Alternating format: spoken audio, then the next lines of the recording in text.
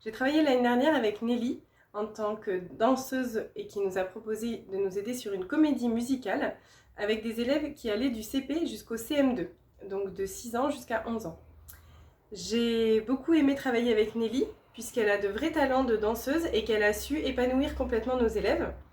On a commencé d'abord avec sa première intervention où elle a permis aux élèves d'élaborer l'histoire de la comédie musicale en choisissant les personnages, les objets qu'on allait utiliser, le décor. Les enfants ont participé avec beaucoup de motivation et d'investissement. Ensuite, à partir de cette trame, on a retravaillé ensemble avec l'aide aussi de Olivia Fernandez, qui est une enseignante sourde et qui enseigne la langue des signes dans notre école. Et avec notre trio, nous avons préparé vraiment la trame de la comédie musicale avec tout ce qu'avaient proposé les élèves.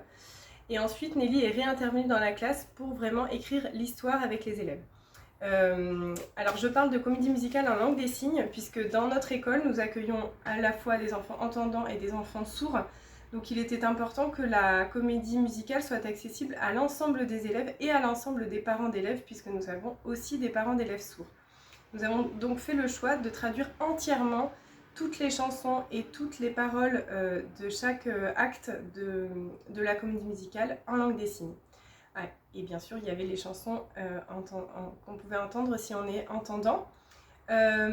Les enfants se sont vraiment investis tout au long de cette comédie musicale, que ce soit les élèves de ma classe qui ont écrit l'histoire en particulier, donc une classe de CE2, CM1, mais aussi toutes les autres classes qui avaient chacune un tableau particulier qui permettait de faire un tour du monde avec des chants de différentes nations.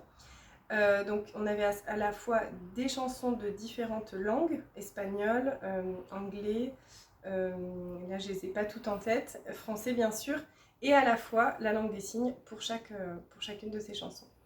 Je remercie sincèrement Nelly qui a su aborder la danse avec tous les élèves, avec des danses très différentes pour chaque tableau, et qui a vraiment su faire émerger en eux un plaisir de vouloir danser, sachant que les enfants attendaient désespérément la fois suivante où Nelly allait arriver pour faire la préparation suivante de la comédie musicale. Nous sommes vraiment très heureux d'avoir travaillé avec Nelly, et la représentation finale en langue des signes a eu beaucoup de succès.